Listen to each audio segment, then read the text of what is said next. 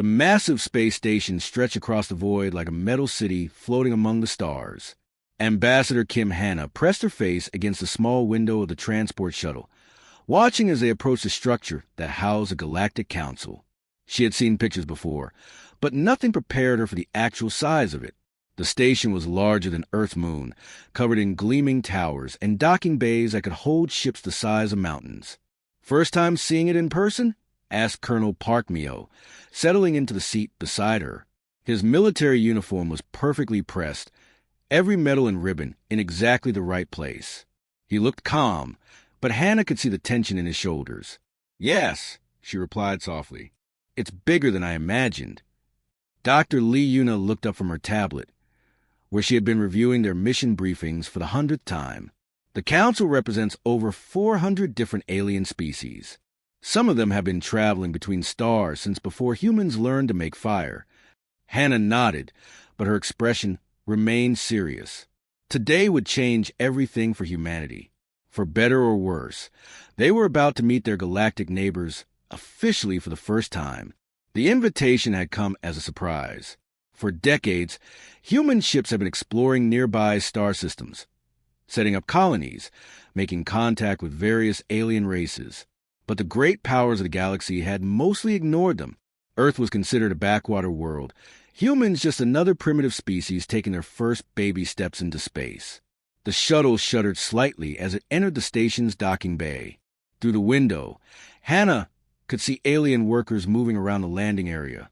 Some walked on two legs like humans, but others floated in the air or moved with too many arms and legs to count.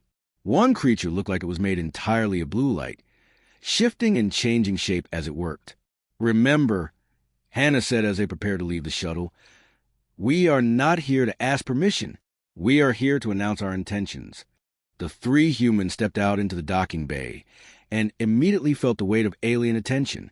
Dozens of different species stopped their work to stare at the newcomers. Some made chittering sound that might have been conversation. Others just watched with eyes that were too large, too small, or in completely the wrong places. A tall, thin alien with silver skin approached them. It had 4 arms and spoke in perfect English, though its voice sounded like wind chimes. "Welcome to Council Station. I am Guide Veltar. I will escort you to the chambers." The walk through the station was like moving through a living museum of alien life. Hannah saw creatures that looked like walking trees, others that seemed to be made of living metal, and some that hurt to look at directly because they existed in too many dimensions at once. The corridors were huge, designed to accommodate beings much larger than humans. "Your species is quite young," Guide Veltar said as they walked. "Most council members are curious to see what you will say today." "Curious?" Park asked. "It has been some time since a new species was granted an audience. Usually, it is to welcome them into the galactic community, to explain how things work, to help them understand their place." Dr. Lee exchanged a glance with Hannah. That did not sound promising.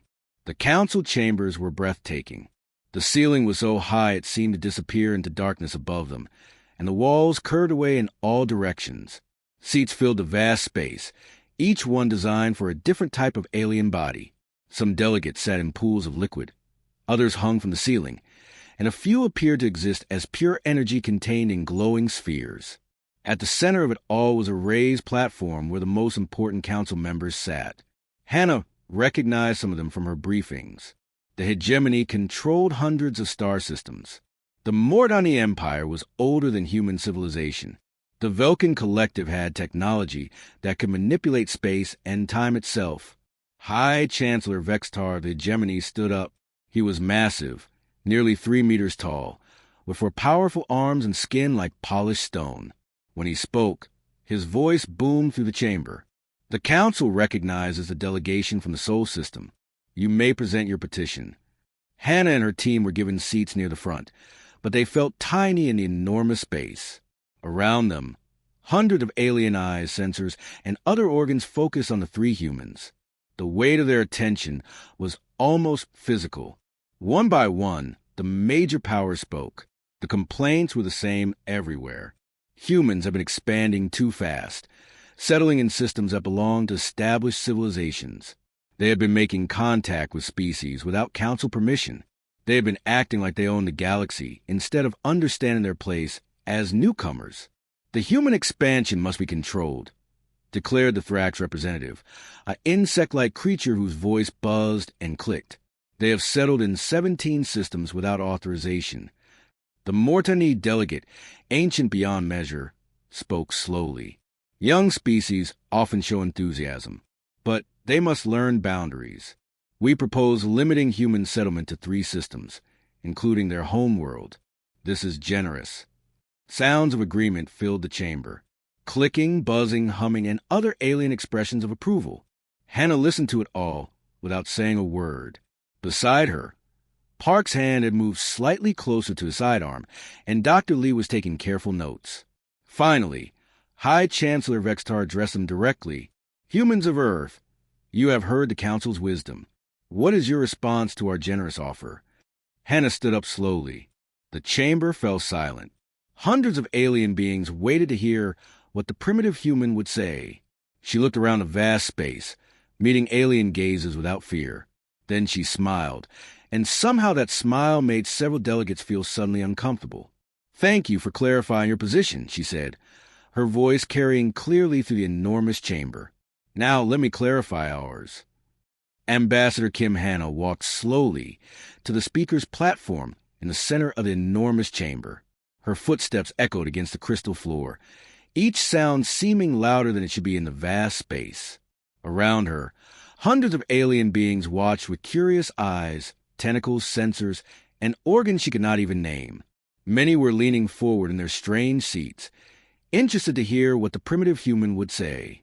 Behind her, Colonel Park Miho and Dr. Lee Yuna remained in their seats, but she could feel their support. They had practiced this moment many times. But standing here surrounded by the most powerful beings in the galaxy felt different than any simulation. Honored delegates of the Galactic Council, Hannah began, her voice steady and clear. Humanity thanks you for this opportunity to address your assembly. However, I believe there's been a serious misunderstanding about why we are here today. She pressed a button on her wrist device, and a holographic star map appeared above the platform. Bright dots showed the locations of human colonies, connected by thin lines representing trade routes and communication networks. These worlds were empty when we found them, she continued.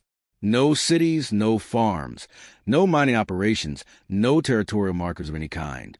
Under any fair reading of galactic law, they were available for settlement by whoever could reach them first. A low rumbling sound came from the Mortani section. Their delegate, ancient and massive like a living mountain, shifted in his stone seat. Galactic law is decided by this council, human child. Your species lacks the experience to understand such matters. Hannah nodded politely. Which brings me to my main point, honored Mortani. We did not come here to ask for your permission to exist. We did not come here to beg for the right to live on our own worlds. We came here to tell you what we plan to do, and to give you one chance to accept it peacefully. The chamber erupted like a disturbed beehive. Aliens chittered, buzzed, roared, and made sounds that had no names in human language. Some rose from their seats, their various limbs waving in anger. Others flashed with colored lights that probably meant they were upset. High Chancellor Vextar slammed all 4 of his massive fists on his podium, creating a sound like thunder. You dare to threaten this council? Your entire species could be wiped out in a matter of days. The hegemony alone commands more warships than your people can count. The noise died down as everyone waited to see how the small human would respond to such a display of power. Hannah waited until the chamber was completely silent. Then she smiled, and something about that smile made several of the nearest delegates take a step back. Honored Chancellor, that was not a threat, she said calmly. This is a threat. She looked around the chamber, making eye contact with as many delegates as she could reach. Her voice became harder, like steel wrapped in silk. Any attempt to force human withdrawal from our legally settled worlds will be considered an act of war. Any attack on human colonies or citizens will be considered an act of war. Any blockade of our trade routes or attempt to starve our people will be considered an act of war. The silence was complete now. In over 3,000 years of Galactic Council history, no species had ever spoken to them this way. Even the most powerful empires had shown proper respect when addressing the council for the first time. Furthermore, Hannah continued, we want you to understand exactly what human warfare means. Dr. Lee activated another hologram from her seat. Images began flashing above the platform. Cities burning, nuclear explosions lighting up the sky, massive space battles between human fleets. The picture showed the terrible destruction of humanity's own civil wars, when different nations and colonies had fought each other with weapons designed to destroy entire worlds. This is what we do to each other when we disagree about politics or resources. Hannah explained, her voice never changing from its calm, diplomatic tone. This is how we treat our own brothers and sisters when they make us angry. She paused, letting the images of destruction sink into alien minds that had not seen real war for centuries. Now imagine what we will do to you. The Thrax representative, a creature that looked like a giant insect crossed with computer, began making rapid clicking calculations. Impossible. Human military assets number only 47,000 vessels. Primitive nuclear weapons. No reality manipulation technology. No planet-killing capability. Threat level minimal. Hannah turned to face the Thrax delegate directly. You are thinking like an accountant, not a warrior. You are counting ships and weapons like items in a store. But war is not about having the biggest army or the most advanced technology. She walked closer to the assembled delegates, and several of them seemed to shrink back in their seats without realizing it. War is about will. War is about the willingness to do whatever it takes to win. War is about being able to look at the impossible and find a way to make it possible. The Vulcan representative, a being made of pure energy contained in a crystal shell, pulsed with confused light patterns. Your species cannot defeat the combined might of the galactic powers. Mathematics makes this clear. Mathematics, Hannah repeated. Yes, let's talk about mathematics. How many wars have you fought in the last 1,000 years? Real wars where your survival was at stake. The question hung in the air like a challenge. Around the chamber, delegates looked at each other with growing uncertainty. We have fought wars for our entire existence, Hannah said quietly. Every human military doctrine assumes we are facing superior enemies. Every battle plan starts with the assumption that we are going to lose. She smiled again, and this time even the most powerful beings in the galaxy felt a chill. But we are still here. The silence in the great chamber lasted exactly 4 heartbeats. Then the laughter began. It started with the Thrax delegate, whose insect-like body shook with chittering sounds that passed for amusement among his kind. The laughter spread like ripples in a pond. The Vulcan energy beings pulsed with bright, mocking colors, while the floating Zephyrians made tinkling sounds like breaking glass. Even the ancient Mortani, who rarely showed any emotion, rumbled with what could only be described as contempt. High Chancellor Vextar's 4 mouths all open at once, producing a booming laugh that echoed off the chamber's crystal walls. Child species, he said, wiping tears from his primary eyes with 2 of his massive hands. Your entire civilization has existed for mere moments in galactic time. When the hegemony was building its first star roads, your ancestors were still living in caves and hitting rocks together. Ambassador Kim Hannah stood perfectly still on the speaker's platform, her expression unchanged. Behind her, Colonel Park Myo's hand had moved slightly closer to his ceremonial weapon, but Dr. Lee Yuna placed a gentle touch on his arm to keep him calm. The Mortani delegate rose from a stone throne with a grinding sound like mountains shifting against each other. He was older than human civilization itself, his rock-like skin bearing scars from battles fought when Earth was still covered in ice. Little human, he said, his voice like an earthquake. My people have shattered worlds when your species was still learning to make fire. We have weapons that can crack planets like eggs and turn stars into cold, dead stones. More laughter rippled through the assembly. The Zephyrian representative, floating in his bubble-controlled atmosphere, spoke in a voice like singing crystals. Our technology can manipulate space and time itself. We could make your home star collapse into a black hole before your people even knew we were angry with them. The mathematics are simple, buzzed the Thrax Hive Queen, her compound eyes reflecting the chamber's lights. Human military forces, 47,000 vessels of primitive design, nuclear weapons of limited yield. No energy manipulation capabilities. No temporal technology. No reality-shaping abilities. She paused to make more calculating clicks. Total estimated time for complete human pacification, 72 standard hours. The alien delegates nodded, chittered, buzzed, and flashed in agreement. Some were already discussing how they would divide up the human worlds after the quick war was over. The hegemony wanted the resource-rich mining colonies. The Vulcans were interested in Earth's unique biological diversity. The Thrax thought human worlds would make excellent breeding grounds for their expanding hive. Throughout all of this, Hannah waited patiently. She did not argue with their numbers or challenge their technological claims. She simply stood there with that same small smile, as if she was listening to children boast about their toys. When the laughter and chatter finally died down, she spoke again. "Tell me," she said, her voice cutting to the silence like a sharp knife. "When was the last time any of you fought a real war?" The question seemed to confuse them. High Chancellor Vextar frowned with two of his faces, while the other two looked puzzled.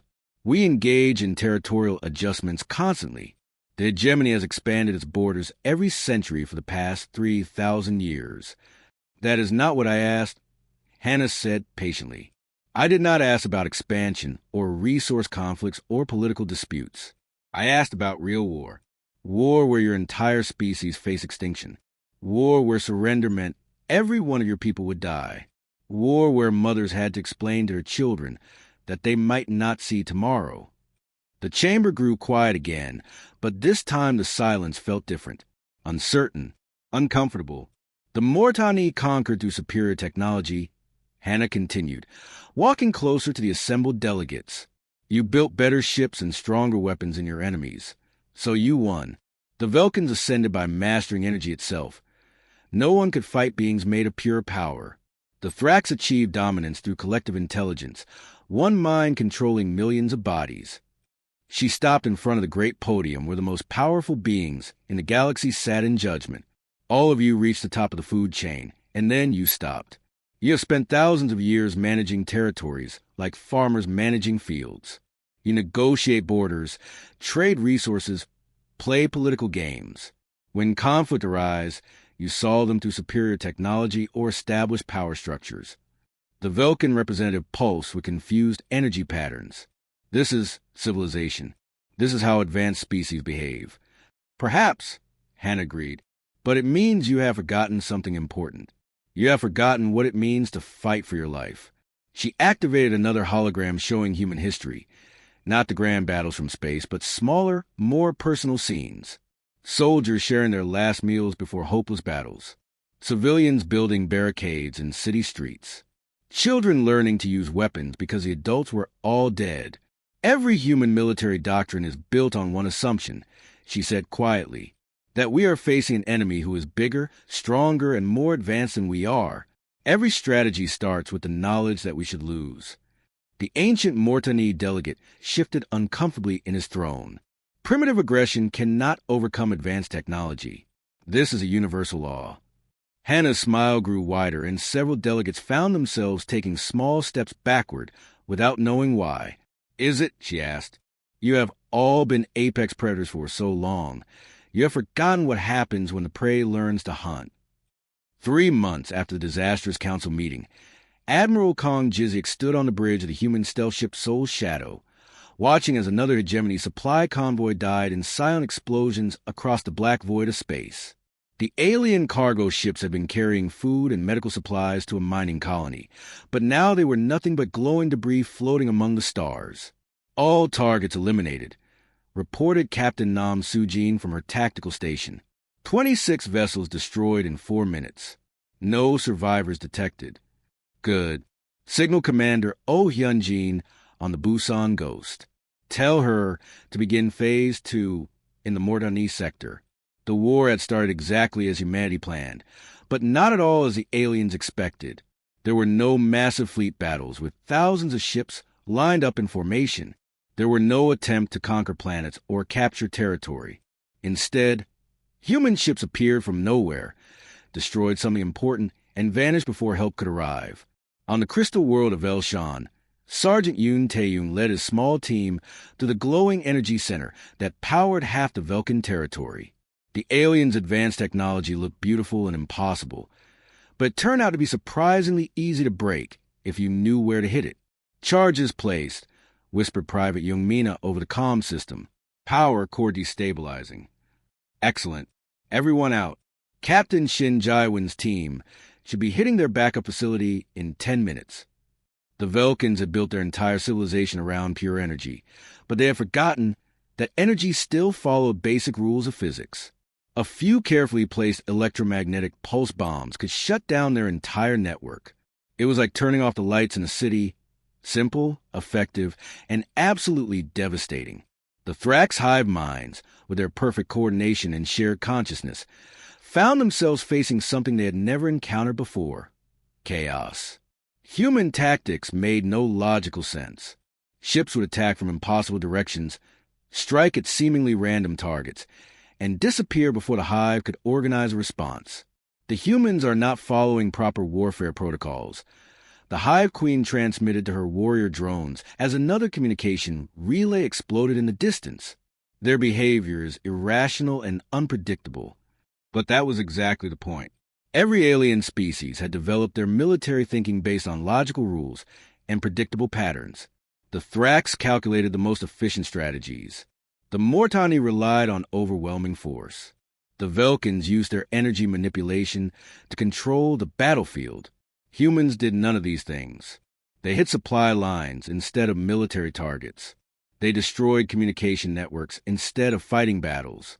They made it impossible for the alien civilizations to coordinate their defenses or even understand what was happening.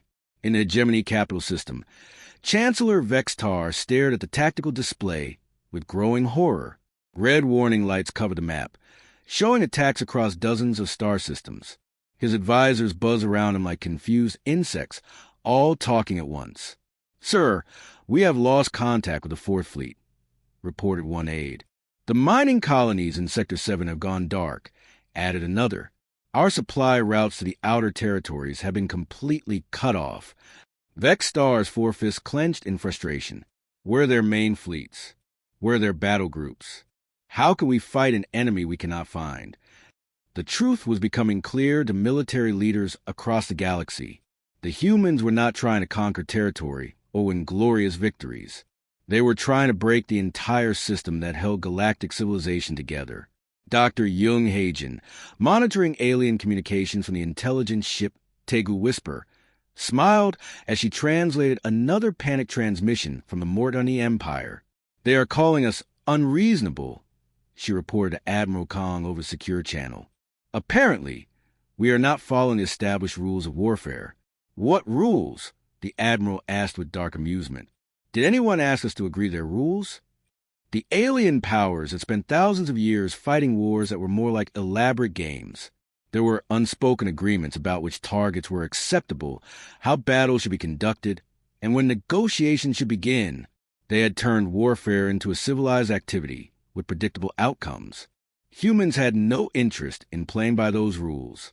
Lieutenant Colonel Park Jamin's raiders struck another Thrax breeding facility, not to kill the young aliens, but to force the hive mind to spread its forces thin, trying to protect every vulnerable location. Captain Lee Soo-young's submarines attacked underwater cities that the Velkins had thought were completely safe.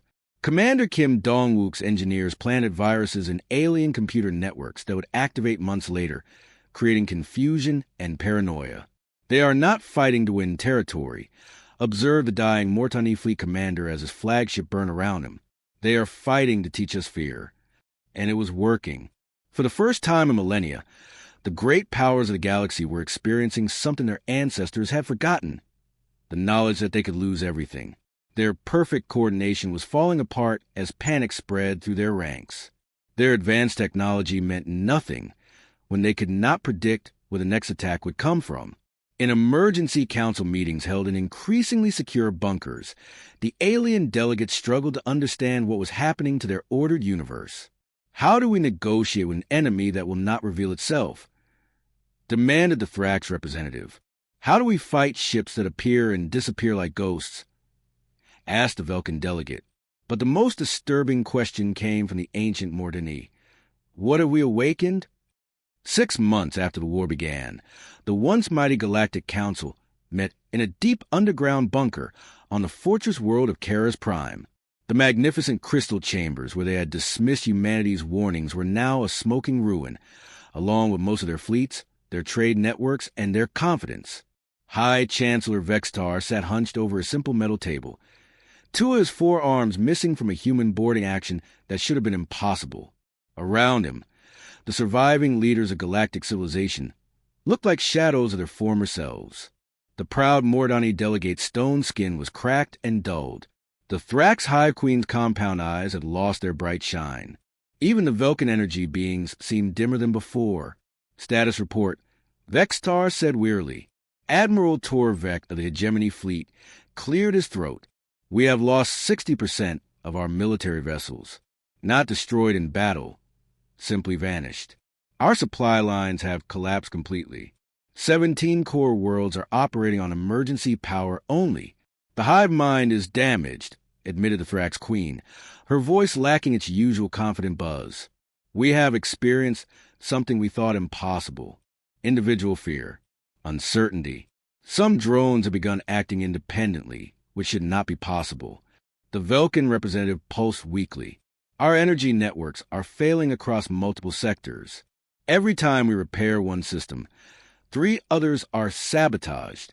We cannot predict their attacks because they follow no logical pattern. Through the bunker's small, reinforced windows, they could see human ships moving openly through space above them, no longer hiding in shadows or striking from impossible angles. The hunters had become the apex predators, and they were no longer afraid to show themselves.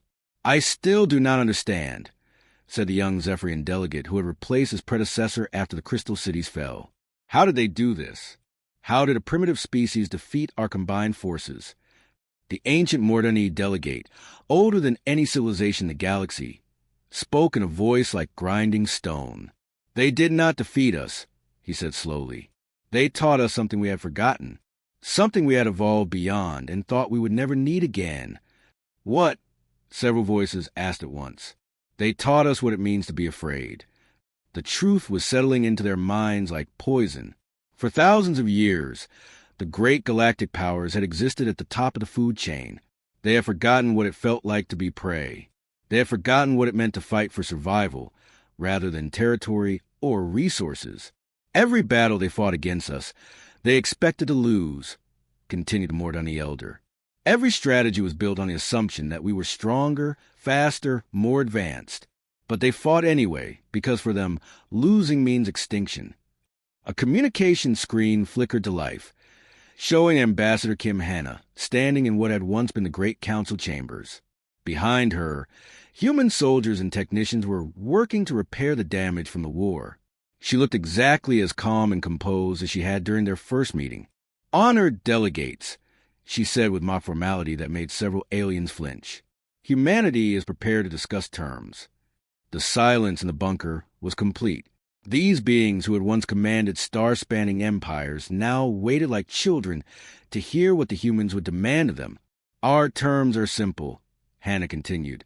Humanity will expand wherever we choose to go. We will settle any empty worlds we find suitable. We will trade with whoever wishes to trade with us, and ignore whoever wishes to be left alone. She paused, and her expression softened slightly. But we are not conquerors. We do not want your worlds or your people. We just want to be left alone to build our own civilization in peace. Colonel Park Miho stepped into view beside her. The war can end today. All attacks will stop. Your ships can move safely again. Your people can return to their normal lives. But, Hannah added, and her voice became steel again, if anyone tries to restrict our expansion or threaten our people again, what happened over the past 6 months will seem gentle by comparison. Dr. Lee Yuna appeared on screen, carrying a data pad. We have prepared detailed files on every military installation, every government building, and every critical piece of infrastructure in your territories. This information will remain secure as long as peace is maintained. The message was clear. The humans knew where everything important was located. They had proven they could strike anywhere, anytime, without warning. The great powers of the galaxy were completely vulnerable. "You wanted to treat us like children," Hannah said, her image steady despite the bunker's damaged communication systems. "You forgot that children grow up. And sometimes they grow up to be more dangerous than their parents ever imagined." The transmission ended with a simple message displayed in every major galactic language: "Choose wisely." In the silent bunker, the surviving leaders of galactic civilization stared at blank screens and contemplated their new reality. They were no longer the supreme powers of the universe.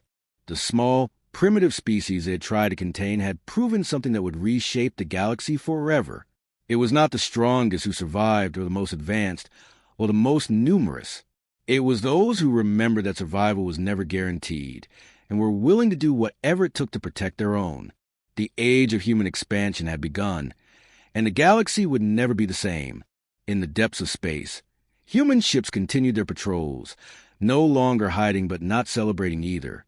They had won not through superior technology or overwhelming force, but by remembering something their enemies had forgotten: that sometimes the most dangerous opponent is the one who has nothing left to lose and everything to prove.